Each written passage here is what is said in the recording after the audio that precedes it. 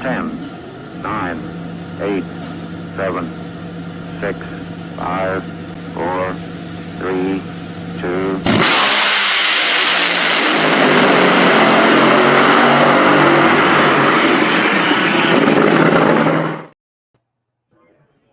And welcome, everyone, once again to the Competition Plus Power Hour here on Tuesday night. You can be like me and hit the share button like I just did from this show to the Monday Morning Racer page. You share it to your personal pages. Good to have Dujanet Bland along for the ride, the not bland man for sure. And we're ready to, we're going to have an episode of Pro Stockery, if you will. We've got Greg Anderson already lined up in the green room. We might get John DeFlorian. I think he's under a tornado watch, actually, wherever he's at. So we might get him in later on in the show. And then that would make it like a KB Titan all show as well. Yeah, it would be. And, it'd be pretty interesting to talk to the giant killer. Right. Yeah, right. For sure. I just the narrative of people who might not be a fully immersed into pro stock, and on the other side of it, the mountain motor edition of it, they might have heard that name, John DeFlorian. Who's this rookie? And it's like no rookie about it. And long time for him to be in a 500 cubic incher, but he went out there and got it done in round one. And Matt Hartford might be looking at that new hot rod and be like, maybe it's time to go ahead and get back in that thing. Yeah, right, exactly. And our first guest hasn't been a slouch this season either. He's back on his game, looking like the champion that we know that he is. Right. I can remember very distinctly Greg Anderson in a press conference after a win last year about middle ways of the season saying, I was going to hang it up. I was done. I'm like, I don't got it anymore. And something's changed. Like, Greg, you can tell us when you get on. Did you get like testosterone booster or what? Like, what is going on for you to be able to go on and turn all these win lights on recently and do so well? But no, it has certainly been a good run, and I don't think it's going to be ending anytime soon. Well, what allows us, Dujanet, to keep running is being pumped up by Weldon High Performance. You want the best pumps in the industry for your hot rod or for your bird up in the air? It is Weldon High Performance. A word from them here on the Competition Plus Power Hour, and then Mr. Anderson.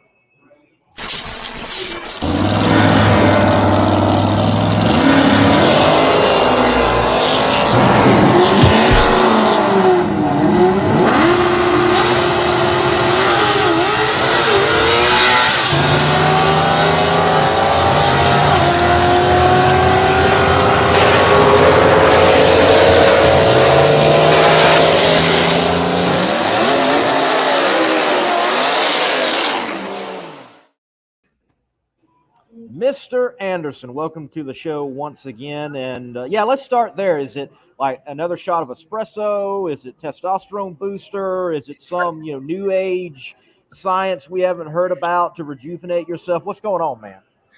I wish I had a good answer for you, boys. All I can tell you is the focus has been very high this year. Obviously, a lot of challenges to start the season for this race team. We had to kind of reinvent a few things. Kind of start from scratch with our intake manifolds. Everybody kind of knows a little bit about that.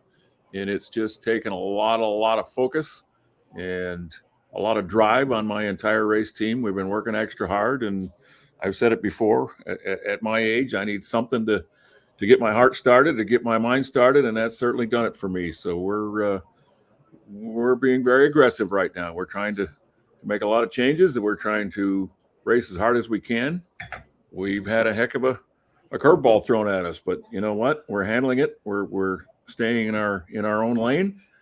We're not whining about it. We're not crying about it. We're just going to work, and we're finding a way to make it work. So I guess that focus is kind of creeped over to the mind part of it. I've told you before too. This pro stock deal and that starting line deal is all in the head. There's no question about that. And whoever can control their mind better on any given Sunday, he's usually going to be or she's going to be your race winner. So that's what it's all about. And it's just been because of all those extra challenges, it's created extra focus for me. And that's been exactly what the doctor ordered for me. And it's worked on the racetrack. So we've had a good run. Obviously, the team's worked very hard, to get to where we're at. But it's good right now, and we're not complaining. We're not whining. It is what it is, and it's nobody cares about any of that stuff. Somebody's going to win the race every week, regardless of what the rules are or what you got to play with. So might as well dig in and go to work and figure it out. So that's what we're doing. So I'm a numbers guy. So at the end in the countdown season of 2023, your round win-loss record was 14-4, and you had 2 wins. Those your only 2 wins was in the countdown.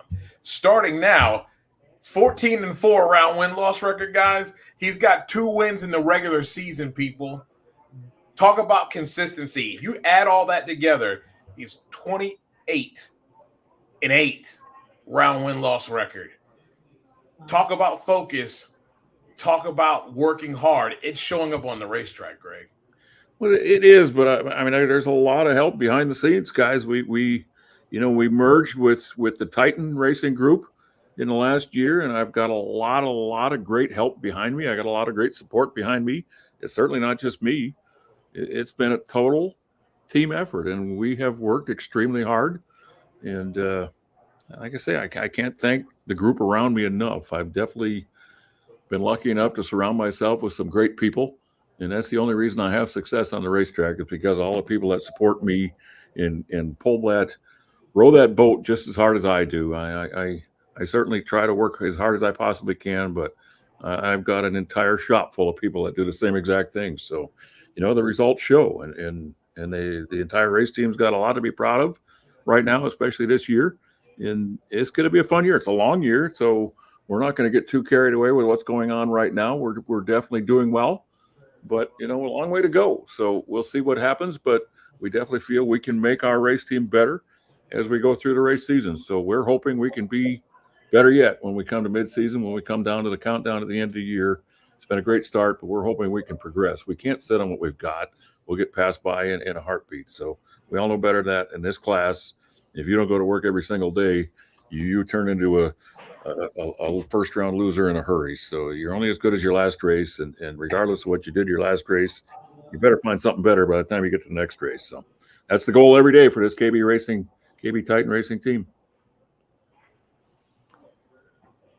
I'm curious, Greg, with what you opened up with and concerning like rules and packages. And then I spoke with Lonnie Grimm at length on Factory X things, but he did mention getting an intake issue solved in Pro Stock. Is that what you're referring to? Has that been the major change?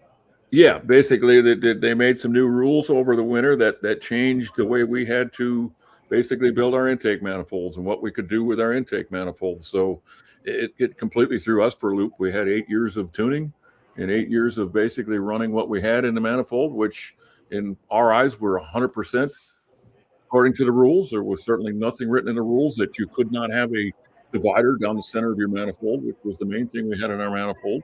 But they made a new rule where you could not do that. So it's made it harder for us to tune our intake manifolds and tune our engines, but we're gaining on it. And I don't really understand, and I've certainly voiced my opinion to the tech department. I don't really understand why they need to have crazy rules like that where you can do absolutely nothing to your intake manifold. This is Pro Stock Eliminator. It's not Stock Eliminator. I don't quite understand that, but it doesn't really matter what I think. The rule is what it is. And if I'm going to sit here and cry about it and whine about it, I'm going to get left behind. So we've gone to work. We found a new way to do it. We're going to find new ways every day to get better yet. And, it's just really water under the bridge right now. It's not really an issue because there's nothing we can do about it anyway. So it's a non-issue. I was just wondering if the color had changed or something. No color on this one. Apparently that only happens in the fuel classes. We still apparently can have whatever color we want today, maybe not tomorrow. How important has it been, Greg, with this merger of KB and Titan? What advantages have you guys, what have you benefited from the two coming together? Well, the main thing it's done for me is it's brought me in some new talent in my engine shop, and I brought in Mike Smith, I brought in Lon Moyer, and I brought in Stevie Johns, who were the Titan racing engine development, and they basically were the gray racing outfit that won the championship in 2017. So very talented guys. I brought them in and added them to the impressive guys I've already had. So I've just brought in a lot more talent, and we're all working 100% as a team right now. There's no egos there. We meshed perfectly, and nobody came in and thought they were better or smarter than the other guy. We do things as a committee. We make decisions as a committee, and we just happen to think very similar, all of us. So it's provided a lot of forward progress for us. I've got a great addition that I was very fortunate enough to get from the Hendrick Motorsports Group, a man by the name of Brian Fleck, who's my lead engineer, who's been very instrumental in leading this whole group and as far as our engine development. And we've just got a great group right now. And the merger was great for us. It was fantastic. I've got two fantastic team owners, and Eric Latino and Jim Whiteley, and they've done a ton for this race team. I had what I thought was, the luckiest person in the world to have the relationship I had with Ken Black, and he got me where I'm at. The man absolutely did everything for this KB racing team for 20 years, and he got us to where we're at. And for me to think that I could fall into it again and find a new ownership team that was, as good for this race team as Ken Black was, like I say, I'm a lucky man, and I've been blessed twice in my life. So we're trying to make the most of it. It's been a great boost in the arm, a great shot in the arm, and we've got a great new group now. And I think the sky's the limit for us. So, Greg, since the announcement made that Pro Stock is doing the full swing this year, along with fuel and NHRA Mission Foods competition, and having an individual of your caliber representing the class on the show at this point, I do want to ask why now? It was took back several years ago for many reasons, and from what I understand, it's something even that the participants in the class wanted, and now we're back, if you will, full steam along with the rest of the tour. So how did that all come about? Why did it come about? Why now? Well, I think the real reason was, we skipped, I guess it was 4 races the last 2-3 years, and we tried to swap it around at which events Pro Stock would skip. And the bottom line was, most of these racetracks that we skipped, these racetrack owners and promoters noticed a difference, and they missed Pro Stock. And Pro Stock absolutely, I give our KB Titan racing team a lot of credit. I give Richard Freeman and the Elite Motorsports racing team a lot of credit. We have tried to do everything we can to make this class where it's got the most competitors you can have, and it's got a complete deep field of equal competitors. There's not a top tier and then a step down and a step down. All the 16 cars that can qualify for an event nowadays, which we, for the last 6 months, have had anywhere from 20 to 24 cars. But the top 16 that make it, any one of those 16 cars can win on Sunday. So I think we made the class great, and these racetracks that we didn't go to missed that. They saw that, they missed that, and they said, we want Pro Stock back next year. So I've always wanted to be able to go to every race there that NHRA has. It definitely hurt me, but I understood why we did it. There was a lot of people in the class that have other jobs, and they didn't necessarily have the time to do 20 or 22 races. So I understood both sides of it, and we went that way for a few years, and it finally became very obvious to all the other racetrack owners, and basically, hopefully to the general fan, to the world, that Pro Stock is a very, very popular class, and it's got great competition, probably the best of all three, to be honest with you. And Outfield or Funny Car are great, but I'm telling you, Pro Stock is better than it's ever been. And I know that sounds like a cliche that people say every year, but it's the best it's ever been, where literally anyone that qualifies in the top 16 cars can win on Sunday, and not only can win, but should win. They're all that good anymore. Anybody out there that that races this class right now and qualifies in it can go out there and cut anywhere from a 0 to a 30 light. Anybody that goes out there can run anywhere from as fast as the fastest race car to 200 or 300 behind the fastest race car. So anybody can win on any given Sunday, and it's never a shock or surprise, whoever wins. So that's great. That's fantastic for the class, and that's why we're back at all the races. I think the class has become that impressive and that popular. So I'm pretty happy about that. How huge was it for you to come into the call out and you leave with the belt and the trophy and the money? You've done this 4 times against Erica, and you have beat her all 4 times, which is amazing. This is a tough, like you said, a tough class. Man, a heck of a job to go out there against some of the best and come out on top. It was great. It was absolutely a great day. I've been looking forward to this race for a year. I didn't get to play in it last year. I wasn't good enough. I didn't qualify for it. I didn't have enough qualifying points. I didn't belong in it because my car wasn't good enough and my driving wasn't good enough. And in the last 6 months, we've kind of put it together on both ends and earned enough points to get into it and earn a shot at it. So I've been looking forward to this all year.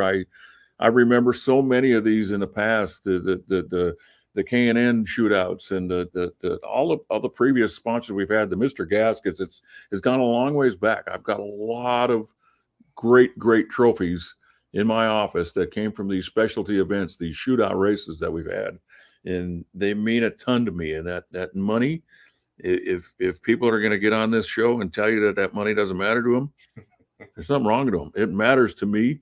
It 100% matters to me because that goes back into our race program, and that hopefully will make our race program better. So anytime there's a carrot like that, $40,000, $50,000 on the line, it just you find a new gear, man. It rejuvenates you. You find a new gear. You find a way to make it happen. And like I said, been looking forward to the race for a long, long time. And the whole deal just went down a dream scenario. Got to race Erica first round and final round, first round, as you might want to look at it. But things went our way this time, and things just went perfectly all day long, and we ended up with that heavyweight championship belt, whatever you want to call it. It's a cool trophy. It's definitely going on the front shelf in my office. It's a beauty, and I'm very proud to have it. And can't thank Getrix alone enough. They're obviously a great company. They do a great deal for the sport with Matt Hartford and Hector Arana, and to sponsor this, put this deal on and put this shootout on and put up this big bounty. I can't thank them enough. Great company. And thank the Lord we have people like that, interested in pro stock and in drag racing in general. Greg W., our resident statistician, brings up that you've done pretty well in these, big money races, 390,000 in wins, not including, runner-ups and so on. And so you're doing pretty well in those big money races. Have you kept the checks? And can we get an accurate 390 total there? I don't have the total, but I got a lot of those checks laying around in my office. They're the Happy Gilmore style, the big ones, and they're cool as ever to look at. And the trophies have been just phenomenal over all the years, including this last one, this championship belt. That's pretty damn cool. So it's a lot to be proud of, let me tell you. And don't get me wrong, the NHRA races are great. I love it. I love going every weekend trying to win that Wally. But you know what? When you make a one-off trophy like they make for these deals, and you put up the bounty that they do, it's something special. It's something I love. I absolutely love that part of this deal. So, Greg, my last question for you, as we do have John DeFlorian in the green room, we'll be moving on to him in just a moment. Not to age you, but you've been around since the Winston days. You've been around during the Mellow Yellow and Powerade and Full Throttle, you name it, days. And here we are, beyond the Camping World days, Mission Foods days in the NHRA. What do you notice with this title sponsor that is different from all of those in the past? That's a good question. It's first of all, they've added the deal on Saturdays with the too fast, too tasty deal. That's added a tremendous twist to to our weekend. And you think about how our weekends normally go, you have Friday qualifying, you have Saturday qualifying, and then you race on Sunday. And if you look at all the other motorsports categories, they have basically one shot qualifying or one day of qualifying, and then it's the race. So it's kind of in my mind, kind of a lopsided deal anyway, where you've got almost too much qualifying, too many days of qualifying, and only one day of racing. So when they added the too fast, too tasty deal, and that made it another race on Saturday, now you have two real races in one weekend and one day of qualifying. That to me is fantastic. That's what I think we've needed to get to, and it was Mission's idea, and it was Mission's deal to do that. So I can't thank them enough. I mean, the deal they have on the midway with the exposure they have, and they have autograph signings all the time. They're involved, and that's what a title sponsor needs to do, and that's how they need to operate. So they get it.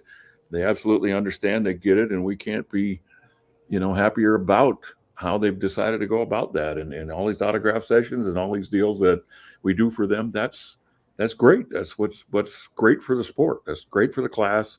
Great for every class out there. It's great for the sport. So they've added a ton so far. They definitely seem to get it, as far as not just throwing their money behind it and then stepping aside like some of the others we've seen. They want to be involved every day. They want to be involved during the race event weekend, on Friday, on Saturday, on Sunday, and bring a lot of fans into their midway display. So they're doing it right. So that's what they've done for us. That's awesome. I'm glad they brought chips. I know that. Me too. They're good. We all love chips, right? I mean, who in the world doesn't like Mexican food? Who doesn't like chips? Right. Everybody. That's right. Everybody goes to the grocery store. Everybody buys chips. Everybody. Indeed. Exactly. I mean, Taco Tuesday is a cultural phenomenon. That's right. Yeah. Well, Greg, look, thank you for your time. Always good to have you on the show. Appreciate the chat, and we look forward to seeing you at the next NHRA national event. You're very welcome, guys. And I hear you got John DeFlorian on the line there, and he's the man. He's anybody that didn't know anything about him thought he's just going to be a one guy come in one weekend and maybe fill up a spot or maybe not in the show. Well, guess what? People learn who John DeFlorian is. He's not only a great race car driver, he's a winner. He knows how to win, and he proved it the other day. So big day for John, big day for KB Titan, and he's the man this week. Here. Indeed. See you, Greg. Thanks, guys. All right. Mr. Greg Anderson there, as I like to say, the greatest pro stock competitor of all time. Yeah. Good to have down. him on. Good to have him on. Indeed. The individual, though, in pro stock that has stole the narrative, like who won? Well, Dallas Glenn did. Congratulations, Dallas Glenn. But the round one victory heard around the drag racing world, Mr. John DeFlorian over Erica Enders. What a tremendous victory. Someone, though, it should be no shock that he is capable of getting it done. So, folks, we're going to take a break, and that break is a word from the place in which you need to buy all of your products to compete at the highest level. That is Competition Products. Competition Products, your source for hardcore engine parts for street, strip, and oval track. Our free catalog is packed with hundreds of product lines from the best-known manufacturers in the performance industry. Lowest prices guaranteed. Free shipping and handling on all orders over $149 in the continental U.S. Need expert advice? Our knowledgeable staff is just a phone call away. Competition Products, race parts sold by racers since 1970. John DeFlorian, thank you for making NHRA Pro Stock that much more interesting. It was pretty interesting to me, too, to be honest. Well, you laid it down in the first round, whole shot at her. Did you know when you crossed that you had won, or did you find out at the top end? I kind of found out when I crossed the finish line, only because I heard nothing but screaming in my ear that we won. So then I started screaming back. Very cool. Very cool. Well, John, look, bring us up to speed. I'm familiar with you, watching from the IHRA days and then covering some of PDRA. I was there that day in which you were able to take that record that much closer, but still didn't crack the threes, that now infamous 4.000.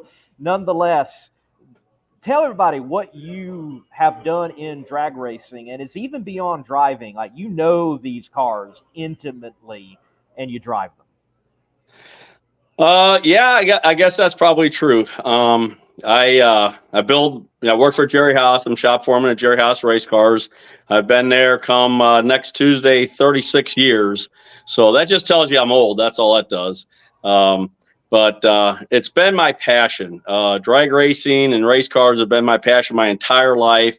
I go all the way back to when I was a kid, 14, 15 years old.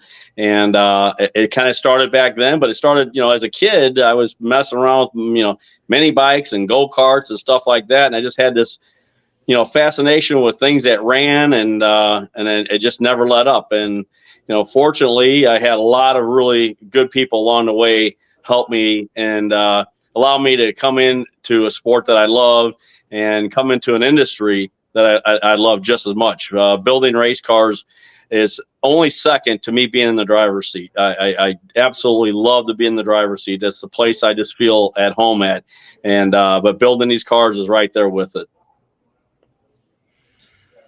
Well, building cars, and from what I see in there, you had something to do with Roger Brogdon's 66 Nova that is for sale on quartermileclassified.com. Yeah, that's kind of crazy. When Roger wanted to do that, I had to question him about what he was asking for, and but he wanted to do it, and for us, that's like, yeah, we absolutely jump on stuff like that because it's doing something that's different, and so that was a really cool car to do.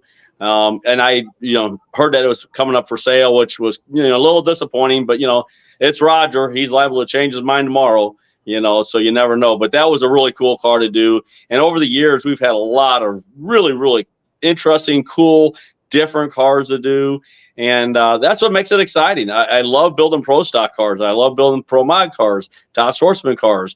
And then when you get to throw in something unique and different like that, that's just the icing on the cake. It really allows you to be able to kind of dip into what you think you've learned over all the years and try to utilize it and press it into, a car of the, 2023, 24 era.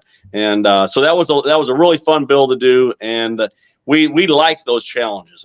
We really like to have something different to do every now and then. And the people love it. All the spectators and fans, they really like seeing those different cars every now and then. Oh, for sure. Roger's station wagon, it broke the internet in the drag racing world when people were able to see it roll out. So, and you all build a fine machine. I mean, no telling how many championships there are under the Jerry Haas banner throughout the country and the world. Well, you were in a 500 cubic inch pro stock for the first time in decades. So, 1991. That was the last time. There you go, 1991. If you would, take us back to, 1991. Do you remember the race? What car? The circumstance? Oh, absolutely. Absolutely. So back then I was a young guy, and I worked at a place called Gateway Race Cars. I worked for Gene Lynch, and we actually built that car. We actually built a bunch of cars, but the last car that would have been that I was talking about driving was a 91. It was a Ford Probe, and we ran it down at Dallas, which was the last race we got to compete in. Now listen, when I say compete, I use that very loosely. We never had a chance to qualify. We really didn't, but we wanted to do it so bad, and we did go to a couple races. The experience was awesome. Obviously, no chance to qualify, but for us, it was an awesome experience just to be there and be able to say we were able to be in an NHRA 500 pro stock car there. Now, Andrew asked a great question here. Is there a difference between driving a fuel injected versus a carbureted pro stock? Well, I'll tell you something that's pretty funny. My car that I drive and I race, it's actually fuel injected. However, I will say that I've driven a lot of carbureted cars prior to this, and it is a lot different. I was really taken back about how difficult it was to drive a 500-inch car, and I didn't get a chance to go. We couldn't go test, so the first run was that first qualifying session at Chicago, which, as everybody's seen, was an absolute disaster. Friday was a disaster. I mean, I look like a monkey out there. And Friday night, I was questioning my decision on telling Matt, yeah, I drive this car, and I'm thinking maybe he might have been too, for that matter. But it's a big difference. Fuel injected car, NHRA is totally different than anything I've ever driven before. And it was a challenge. It was a real challenge to try to, get a handle on doing it. And it was kind of funny. You had Greg Anderson on there earlier. He came over to my pit on Friday night, and he's just hanging my door bar, and he's got this gigantic smile and laughing. And he says, "These things are a little challenging to drive, aren't they?" And I just dropped my head, said, "Yeah." I said, it was very difficult to drive, much more than I expected. And but Greg, being the guy he is, he's like, "You'll be fine. You'll get it. Don't worry about it. You'll be fine." So that was pretty cool to have encouragement from a guy like that. And he's amazing, So we were excited to go into Saturday, and I was really looking forward to Saturday, and it went really well, obviously. It did go well, and when you got the experience behind you that you do, the learning curve is not that steep. You're going to get it, and I understand what you're saying in the sense that I have seen it. I saw John Montecalvo testing a 500 cubic incher and him getting it. And, the first couple of times, he showed how challenging these cars really are. And certainly he got it. And I don't think John's made a 500 start yet. Would still like to see that. But they are challenging. And I wish, kind of like what Greg was talking about, that, the class is as competitive as it's ever been. Everybody who qualifies has got a shot. You're definitely a testament to that, and taking out the defending champion in another good hot rod. And the class is still viable, and it's still growing. It's still moving forward, and it is challenging, and it should be appreciated as such. Well, I couldn't agree with you more. I think the class is healthy. Back a few years ago, it was, struggling a little bit, but it has bounced back, and it's as strong as it's ever been. But the competition is way more stiff than it's ever been. And anybody, if you can qualify, I'm serious, that if you can qualify, you got a shot to win on Sunday. There's no question about it. They're so close. If you look at Charlotte, there was a 4.2 spread from number 1 to number 16. That's insane. That is absolutely crazy. And but that shows you how difficult this class is and how tough it is to win a round, much less a race. So when you win a race, you've really accomplished something. It's a brutal class, and you don't have any room for any error at all. You can't make one single mistake, from the car setup to the crew chiefs to the driver. Everything has to be perfect in order to win. And even then, doesn't mean you're going to win, because the other car in the other lane is just as perfect as you are. When it comes to these cars, what is the most difficult thing about them? Well, for me, it was about everything. From just starting the car up and doing the warm-up process, which is entirely different than my car that I drive, and all the way to doing, going upstate, doing the burnout. Another thing that's entirely different. With my car, I don't even have to hardly give it any gas and step off the clutch, and I can power through a burnout. This thing right here, you better have that motor over 6,000 RPM when you let the clutch out, because otherwise it'll knock the clutch right out of it. So it was really difficult. Staging wasn't too bad. I mean, it was very similar to my car, and but driving the car down the track was much different. The first gear change comes unbelievably quick. So the first two gear changes are very hard to get on top of. They hit you very, very fast. By the time you get to your third gear change and stuff, you've kind of settled in a little bit and things aren't so bad. But it is a very challenging car to drive. Our resident statistician, Dave W., chimes in and lets us know that you had made a light year leap in personal best, a former national event career best of a 781 with a 9, along with 175.71 miles per hour. That's a jump.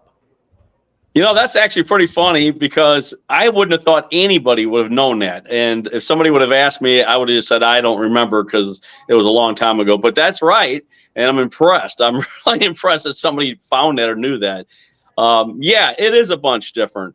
But I got to be honest. I mean, my car, we run 620s in it at 225 or so.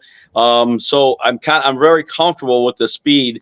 So that part wasn't bad. That part really didn't bother me at all. I felt very good with that. It was just the fact of trying to figure out, how to get this car shifted on time, because these cars are critical. They got a 10.5 chip high side, and they want to shift on 10.5, and that's really difficult to do. I give all those other guys credit that drive these cars that hit their shift points on time and all that, because it is much more difficult to do than it appears to be from the outside. Johnny Placino chimes in and says that you're going to pull the Mountain Motor Pro Stock car out of low at 7,200 next month. Yeah. You know what? Johnny's a great competitor. He's a really good racer. Those guys know what's going on. They wouldn't have won the championships that they have if they didn't. But we really have a lot of fun. And he's right. When I get back in my car, I'm gonna have to kind of retrain myself again to make sure I don't do anything stupid in it. Right.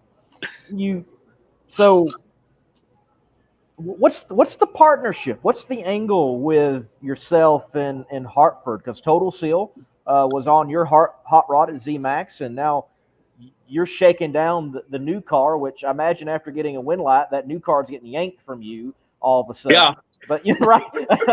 So how did this all come about, and how long can we expect it? Can we expect you in a 500 cubic incher later on this year? Oh, I mean, I would absolutely love to do it, but honestly, it was a one race deal. It was just really to try to help Matt, sort the new car out. They ran into a few problems, and this was just an opportunity to try to sort it out at an NHRA track, NHRA event in the same conditions. But listen, I can't thank Matt and Amber enough for giving me the opportunity they gave me to drive a NHRA Pro Stock car.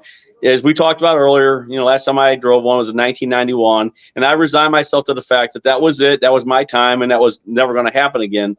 So when he asked me, first off, I had to question his sanity. Why you would ask me to drive this thing is unbelievable. But and he said, no, I want you to drive it. I questioned him a few more times, and he kept telling me, no, I want you to drive it. So, but I can't thank them enough. Eddie and Adam, these guys worked their tails off. They had two cars to try to take care of, and we tried to do our part, but we really don't know a lot about that program. So, we just tried to hand them wrenches if they needed or whatever we could do. But it really goes back, Matt and I go back a long, long ways. I've known Matt for many, many, many years, and we've built cars for him through the years. And, actually, what really happened is Matt stepped up. He knew that we were wanting to race this NHRA Mountain Motor deal this year again. Some of the things I had been working on sponsorship-wise kind of all fell through at the 11th hour, and I didn't know what I was going to do. And Matt stepped to the plate and said, "I want the side of the car." And I'm like, "What?" But anyway, he stepped up, and with him doing what he did, allowed me to be able to race my car this whole entire year. And so, anything I obviously, as he knows, but without even doing this, he'd only have to do this. I'd do anything for him I can to help him out because he's in a Haas car, and that's what we try to do is take care of all of our Haas customers as best we can. But yeah, that's kind of how it all came about. And, I'd never dreamed, though, I got to be honest, I never dreamed that he would ask me to drive his car, even in testing for that matter, and much less at an NHRA national event. So it was a very, very cool experience to have him, have trust and faith in me that I could do it and give me that opportunity. And I could never, ever thank them enough. All that group has been fantastic. They just treated us like family. We really had a great time above and beyond the racing part. Everybody just meshed and worked really well together. And if he ever asked me, there was most certainly I would jump on in a heartbeat. However, it was a one and done type of thing. It was this one race deal. And and he's going to be in the new car. Like we just joked about, he's going to be in a new car for the rest of the season, and hopefully he goes out and does well and wins a bunch of races and maybe can pull off winning a championship. All right. There's a question in here for you here, John. What does the future of Mountain Motor Pro Stock in NHRA look like? Andrew asked. Well, I'll tell you what, it looks really, really good. It's very strong. We've been messing around with the NHRA deal for quite a few years. It actually goes back to 2018 was when we got our first opportunity to run as exhibition at Indy, the U.S. Nationals of all races. And I could tell you stories about that, but we'll be on here all night. The point I'm making is that this year we owe it to, Richard Freeman stepped up and wanted to make sure something happened with this class that he thought a lot about and felt like it could be a really good class. And with his clout that he's got and stepping up like he did, we've got a 3-year deal with Johnson's Horsepower Garage to sponsor our class with NHRA. We're actually racing for points. We're racing for a championship, the whole 9 yards. It's something that we really needed. With that happening, though, what'll happen is you'll see the car counts go up. They told us that it's only going to be 8 car qualifying fields this year, which we all know that going in. And look at the first race. We had 12 cars. We were just finishing up a brand new car today before I came home. John Nobile and Vincent Nobile, them a brand new Mount Motor car that they're going to be out with. I'd say at Bristol, we might have 15 or 16 cars trying to qualify for 8 spots. And you want to talk about competition, that's going to be absolutely fierce. And so I think the future is extremely bright for Mountain Motor Pro Stock in the NHRA. So we're going to see what happens, and time will tell. Well, that's good news, John. Good news to see you all at that level and participating and getting that shot in the NHRA. I felt like for a while that you all being the leftovers of IHRA, that there was some slight slanted towards the class. So it's good to see that those mountain motors, big cubic inch hot rods, are getting, I'll say a bit more level playing field out there. That's certainly good to see. John, my last question for you. I help old Murph McKinney with social media, and I know that Larry Jeffers uses McKinney parts on some things, and Jerry Bickle uses some McKinney parts on some things. Does Jerry Haas happen to order anything from old McKinney? We absolutely do, yeah. Yeah, we absolutely do. The door window latches and stuff like that we get from them guys, so they got good stuff. So, it's kind of funny how this industry, everybody kind of leans on each other. It's really actually pretty neat. This industry is very unique in that sense. We might be all competitors, but if you need something, you can pretty much lean on one of the other guys, and they'll be there for you if you need to. All right. Thank you for that information. It helps me in my job. I appreciate that. Good. Well, John, look, man, if you never come back to NHRA 500 cubic inch pro stock, you can say you beat the best. Well, there's no doubt about that. I was extremely fortunate. I mean, we had a really good day. That was amazing.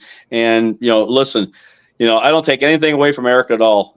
She is one of the best drivers ever to get in a pro stock car. She's really phenomenal. She wouldn't have won all those championships and races if she wasn't. So just to have the opportunity to be able to line up next to her, I feel honored.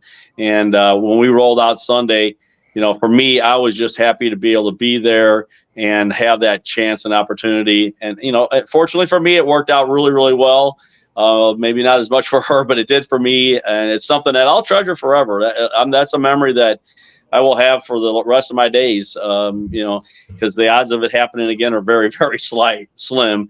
And even drive an NHRA car again. So that's a very special moment for me. And I'll never forget it. I can tell you right now, I'll never forget it. It was really spectacular. Boom. Congratulations, man. Thank you for your time this evening. Thank you, guys. I really appreciate you having me on. It was really nice of you. Hopefully, I'll do something again to where you might want to have me on again. If you do, I'm ready to go. Crack the threes.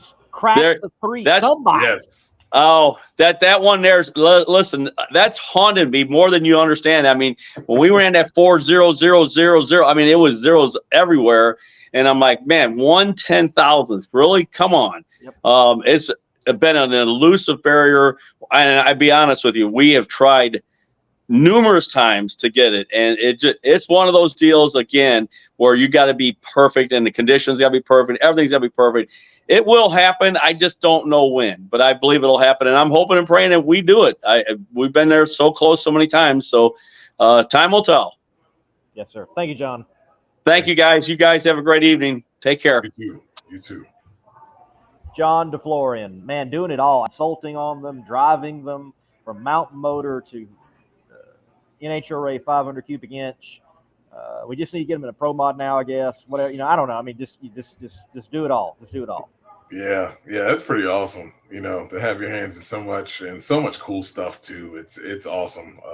And I love the Mountain Motor Pro Stocks as well. Oh, yes. Those things are super cool. And man, you talk about 15 cars and trying to get in 8 spots. You talk about drama. I love it. Drama, such big drama. It's like Australian drummer.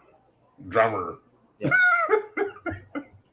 Well, folks, we're going to take a quick break. We'll come back. We'll wrap up the show, do a little bit more talking from the national event that took place there at Route 66 Raceway with NHRA in the Chicago area. And I think we've definitely got to take the time. Old World Industries, they call that area home. And I think it's only fitting that with what we're about to talk about, we take the time to take it to the peak, because those products will allow you to stay in peak condition. I'm sorry, I can't find it. It happens to me all the time. If you want to take your vehicle's performance to new heights, you got to give it peak. Like our original equipment technology, antifreeze and coolant. Our formulas match the vehicle manufacturer's technology requirements so that we have the perfect match for every vehicle. That's one reason why Peak is among the fastest growing brands of coolant in America. We work harder to earn the trust of people like you every day.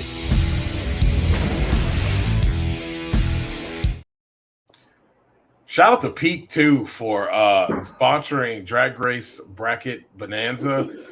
This prizes they gave out this weekend were great, and I had to piss down my leg this weekend and not do well to not get any of that. So, oh well, we live to fight another day. But boy, woo, that was awful. So glad they stepped up and did support Drag Racing Bracket Bonanza. Peak engaging their engagers, if I can term it that way. You had Alex Taylor there, a part of the Drag and Drive program. Certainly a young lady that is well known in the car culture world. And the NHRA drag racing fan may not know that much about her, but if you know anything about drag racing beyond the NHRA and you're not just so NHRA centric that you're blind to everything else, you certainly know who this young lady is in drag and drive and her Chevrolet shoebox she's out there competing in, and also the rest that she's doing with Hot Rod and Motor Trend and so on. But she had the opportunity with Peak, because they sponsor her, to warm up a John Force funny car. That was cool. And then it was also cool to see Peak on the side of a Top Fuel dragster. I thought the Top Fueler looked really good in blue, but what a shock. Certainly not a Peak moment that Brittany Force did not make the show. That has not happened in the numbers fail me. Dave, help us out. I don't remember again, folks. I go to the track and I try to, cover all these goofy classes that, aren't the fuel classes that everybody pays attention to. And it was a shocker that she didn't make it, but it has been a long time since she did not qualify. And there we go, the AAA Finals 2014. And I know Grubnick is working on a combination. There's John Collins over there now. And things have looked good at moments, but this is certainly a low. Now, it doesn't mean that the dam's about to bust. I don't think it's that type of scenario, but wow, you know, oh, just, and It's wild. like, you know, for that team, and when I mean team, I don't just mean Brittany, I mean for John Force Racing, that's not the race they wanted it to happen in. No, definitely not. You know, I'm still a believer, and you have to take a few steps back to move forward.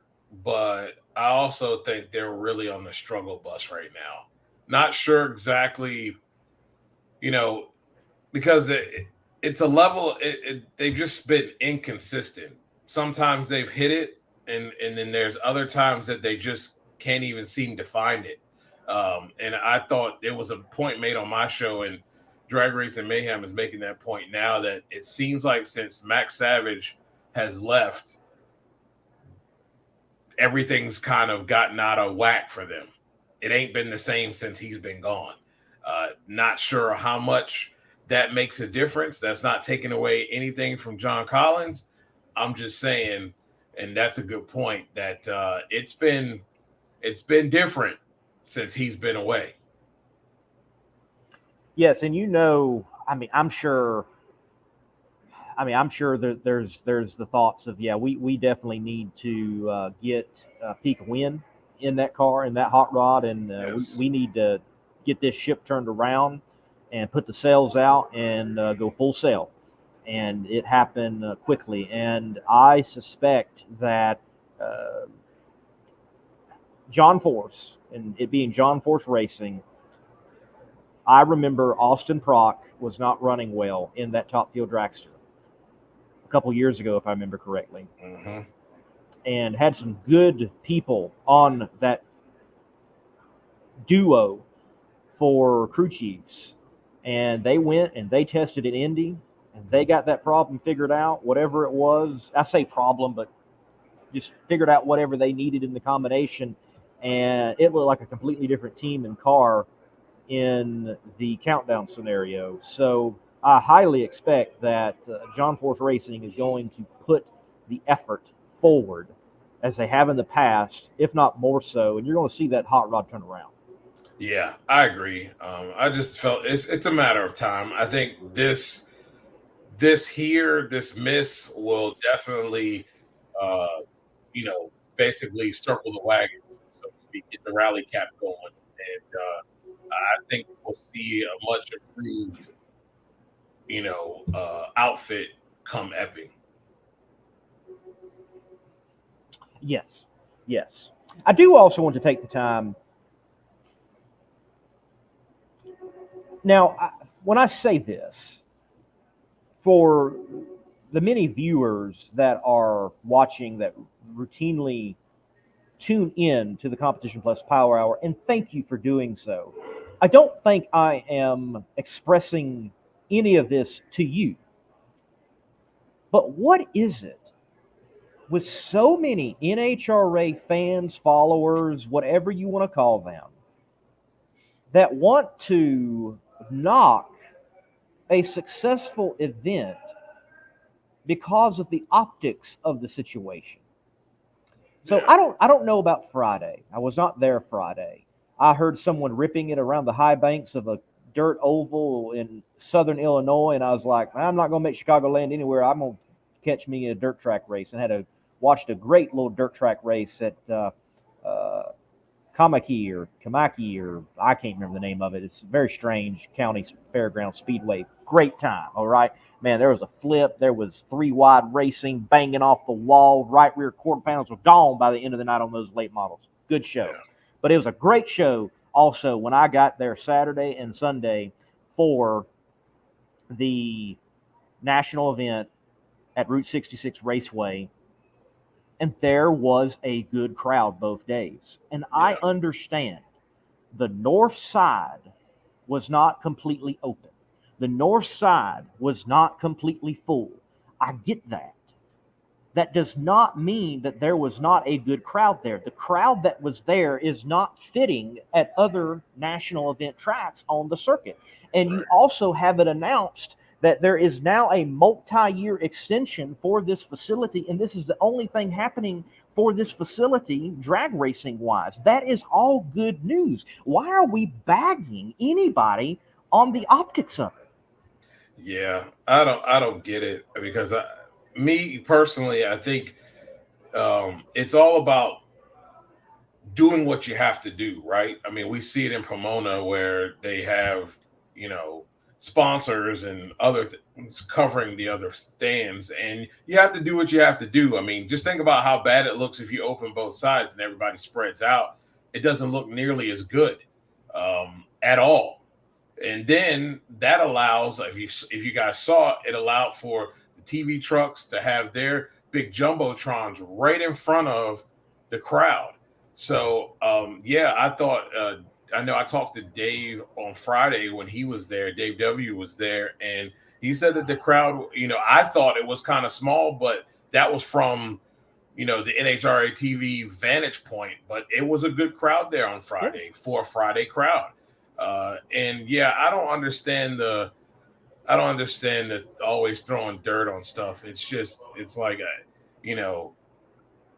it's like, what are you trying to do? Kill your own product? I mean, this is what you love, but yet you crap on it every chance you get. Some people just can't be happy anyway, but it just is what it is, I guess, because folks just can't be happy. But I thought they did a good job. It's great that for a facility that for the life of me, don't understand why there's not more events run there. This will be the only event that's run there, and they just had an extension, like, for 3 years. Come on, man. Like, right. That's good. And it's good for the track, because this is a track that, honestly, it should have more races. This track is like one of the gems on the circuit. The stadium, stands, that whole thing. I mean, why can't we can someone talk about getting a funny car chaos over there or something? I mean, we got to have more than just one event. You know what I mean? I don't understand why that is. Don't know why it is. But it's great that at least the NHRA will continue to have that track and it be able to be used. And it's not going to be something that's going to be folded up into a neighborhood or a industrial park or whatever. You know what I mean? It's great to see that. I think it might be advantageous. They held a divisional regional event there a couple years back before bringing the national event back. Maybe a double type of situation. One weekend is the divisional regional. It rolls right into a national event, helps season the track a little bit, get it prepared for the national event. That might be a scenario. This might be another scenario. It might be a great fit for a Cletus and Cars type of situation. And Cletus and Cars can have a dirt venture and not just a asphalt venture with the Crown Vics type of scenario and burnout pit and things of that nature. I think there is an interesting study here, though, with the building of a drag strip. And I saw Route 66 Raceway with my own eyeballs in person for the first time ever this past weekend. And it is a tremendous facility. It lives up to everything that I have heard about it. And we certainly need to be going into that market. And we certainly need to be racing there as much as we can. But I will say, the way in which it is situated, north-south, I don't think I would enjoy a long day sitting on the north side stands, the way the sun would be beating on you. Yeah. And though I would love to see both sides field, maybe there is an opportunity to do something a bit more interactive with that north side. And I don't know what that looks like right away. Maybe even a long party deck or something we've never seen at a drag strip possibly. Now, we're talking about reinvestment, retooling. That's probably not going to happen. But maybe for future drag strips, this is something to take into note. You've got this stadium atmosphere, and after it, getting sidetracked with not having an event for a while and trying to revamp it and bring it back. Well, maybe you start with one side, that wraparound stadium feel, and then the other side that's not the pit side, be something interactive to draw people over there and have a completely different experience. I will say this. I am not a railbird person, meaning I'm going to stand at the fence right near the drag strip. Yeah. I've never been that type of person. I don't enjoy watching a drag race that way. I will say this, though. I walked down to try to get an interview with Greg Stanfield after he won the Factory X race because they had him in the Parade of Champions. If you are a railbird, Chicago might be one of the best places for you to go watch a drag race. Yeah. I was shocked that I'm like, the way they have it designed, if you are going to be up on that rail, it is a different experience than being in the stands. And I think it might even be a better experience at that track, honestly, than in the stands. I'm not one of those people who stands at the rail, but it looked like it would be a good time. Yeah. I love a lot of things about that track. And, I know money is everything. And I'm not sure, who the owners are or whatever, but I think there is an opportunity for some of the things we've heard from the owner of No Problem Raceway and what they do. I think look for innovative ways to be able to generate money and be selective about it. Yep. And I think if you're looking at ways, different things that are a draw that are going to make money, then you don't have to have it full all year long, but man, you could definitely do something to where you're spot throughout the season doing different things that are obviously going to bring that track some money. And that would be awesome. I agree with you. Although I'm not going to complain about the track prep because, again, crew chiefs knew what they were working with. Right. You just decided that you weren't going to listen to what you were being given, and you thought you were going to defy the odds. That did not happen, and you had to do what you were supposed to be doing anyway, and to make these cars go down the racetrack. So, I'm not gonna complain about that. But yes, would like to see an event prior to help season that racetrack a little bit more, because it's kind of hard to do over a weekend like that, especially when you have 4 qualifying sessions. So it makes it super difficult. Yes. Overall, I look forward to going back to Route 66 Raceway. Great facility. And also, I enjoyed the area. Chicago gets a bad rap, and possibly very deservedly so, you could argue, depending on the area that you are venturing into in Chicago. And yes, when I say Chicago, I certainly understand that we're talking about Joliet, which is south of Chicago. And if I'm not mistaken, the track is technically not even in Joliet. It's like in Elwood. That's its address. So if you want to be one of those people that it's not in Chicago, like it's not in Atlanta, well, it's not even in Joliet. It's actually in Elwood, I think is the name of the town. Nonetheless, if you say Elwood, Illinois, Exactly.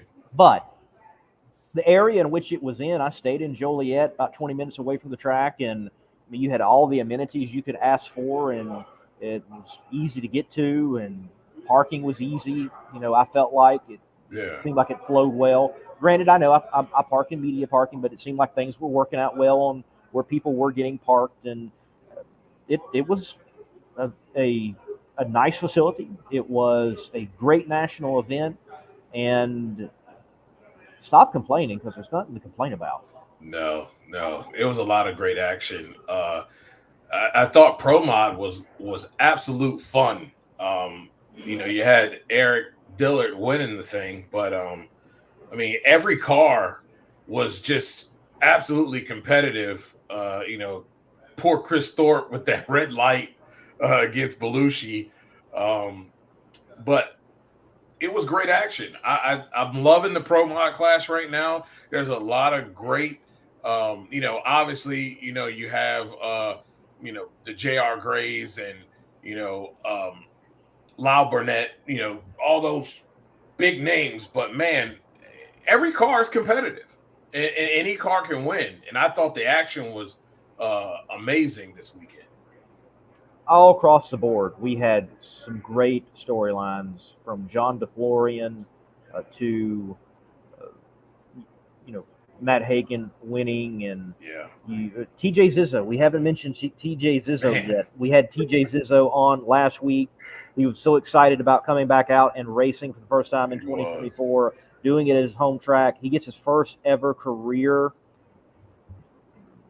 #1 qualifier, does make it past round 1.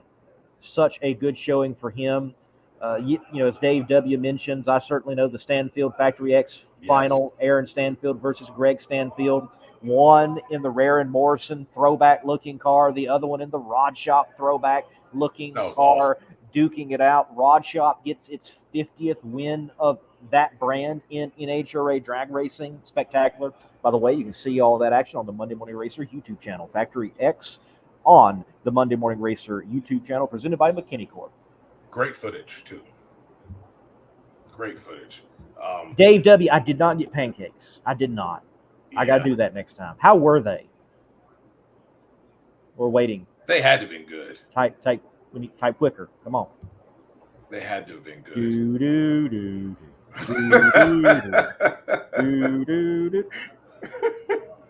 Delicious. Okay, there we go. Delicious. The pancakes were delicious. Hey, awesome. TJ, Zizzo, and team, thank you for doing those type of things. Thank you for being a cool outfit. I appreciate it. TJ, now, how about somebody give them a full-time sponsorship? Could you imagine if they raced every race? I think there's teams out there that don't want that to happen. Oh, they don't, because he'd be healthily in the top 10. How could we not? Gage did not qualify #1. Yeah. Again, all that belly aching, crying and boo-hooing, and might I say, and he goes out there in 3 races and puts up the numbers that I knew he could do. It's because they all came into this season, without exception, Gage, with new stuff. Like, if you want to compete, you got to go test. You got to do the work and put in the work. When you put in the work, the results show up. All that other crap don't matter. Simple as that. Speaking of bikes, first race for the new Top Fuel motorcycle within NHRA ranks. So I've seen this before, okay, when they were running Man Cup. I've seen this before. I've covered this a few times. So I'm elated that the NHRA has put something together for them. This is something that everybody should see. They are something else. And I had the opportunity to be like right on the starting line here at South Georgia Motorsports Park, probably in spots that you would never be able to stand in NHRA. But man, to be so close to those bikes when they take off, absolutely insane. And I'm glad they have a platform now here with the NHRA. It's going to get better and better as they continue to grow. I know I've been asked a question over the weekend of why they're running to 1,000 foot. Talked to Jack Corpella, and they said it was a group decision. They made that decision as a class to run to the 1,000 foot. So I think it's for safety reasons, probably. Not every track has the same amount of shutdown. And those things, man, when they're getting it, they're getting it. Right. 200 plus on 2 wheels is ain't no joke. So definitely want to have enough shutdown, enough time for those guys to be able to get those things stopped. So super awesome to see them there. And that was great action as well. It was great action. I mean, Larry Spider-Man McBride went out round 1. He did not go all the way. And then true class, representative of the class, he's there every round with Alan talking it up and that was walking people through it. So, yes, tremendous event. Dave W. does mention the Dragon Drive cars, which Alex Taylor participates in. Yes. You had, Schroeder was there with his Corvette, and you had, Sick Week. Oh man, what is his name? Help me out, somebody. It's I'm lost on that one. He always wears a straw hat. I've interviewed him before. I cannot. He's got the Camaro. It's got Sick on it, and Yeah, I know you. I see his face, but the name is not coming. Shouldn't to have brought me. it up. Tom, yes, there we go. Thank you, There Dave. you go. Tom Bailey. He was there. A great group with Dragon Drive, It and is. just look. I don't think there's any negatives that you can bring up at this national event. No. There was drama. There was great it had it all. Only problem is the audio. The audio for NHRA TV was weird. It was weird. I don't know why. It was kind of in and out a little bit, but then maybe because if you don't use the facility at all, and then when you come in and you set up for it, like you don't really have a whole lot of time to go testing 1, 2, 3, right? So you're probably going to have some issues. Very true. Very true. Yeah. But yeah, great. It was great. I thought the Joes were great. Reinhardt. Everything was fun, man. Everything was a lot of fun. Love Route 66 though. That thing's a classic, and I'm glad it's going to be around for a while. Yes, and hopefully, drag racing being back, it helps the dirt track. It helps. Yes. It helps the oval. It just helps motorsports overall for that entire complex. Indeed. Well, speaking of complex, I still have complex driving ahead of me, and I need to continue to roll on. I'm here in Fond du Lac, Wisconsin, and I still need to continue to drive south. So I think it's Fond du Lac. Yeah, Fond du Lac. In Wisconsin, you're way up there. Wisconsin. Jesus. Yes. I was like an hour south of Green Bay. I was up there. Wow. Yeah. That's Check out Greg's Speed Shop. If you are not following Greg's Speed Shop, do so on Facebook. He drives the Joker in Southeast Gassers Association competition. He's got a great shop, a great story. Went inside, got that content, got him on camera. He's got some cool things in the works with the Joker, and you're going to see some McKinney parts and pieces on it, I do believe, here before long in the Southeast Gassers Association ranks as well. So looking forward to that content coming out on the Monday Morning Racer platform. And by the way, we're not too far from Knoxville Southeast Gassers Association, not this weekend, but next weekend. Folks, if you did want to catch Chaos in the Cornfield, that's been canceled. They expect serious weather to impact the Iowa area. In fact, it's going to be apparently this Memorial Day weekend across the country. We might even have it threaten the Indy 500 for all I know. I know things for the PDRA look iffy there at Summit Motorsports Park, Norwalk, Ohio. Yep. You might be enjoying your grilling and barbecue inside. Yeah, the weather's been wild. I'm hoping it's not too bad, but it's not looking good. Not looking good. Yes. To everyone watching, thank you. Hit the like button, hit the share button on the way out. This has been the Competition Plus Power Hour. We thank you for watching along, and hopefully we have brightened your evening, even like Holly Retro. You got me again. I gotta give you more lead time. I'm sorry. I gotta give you more lead time. I can't find it. It's there somewhere. Don't worry. I have those. I struggle with that too. I think it's Classic car owners, make your headlights over twice as bright with Holley Retro Bright LED headlights. A plug-in replacement for those dim halogen seal beams, Retro Bright maintains that classic look and lasts 6 times longer. Stay safe and click the link below to learn more.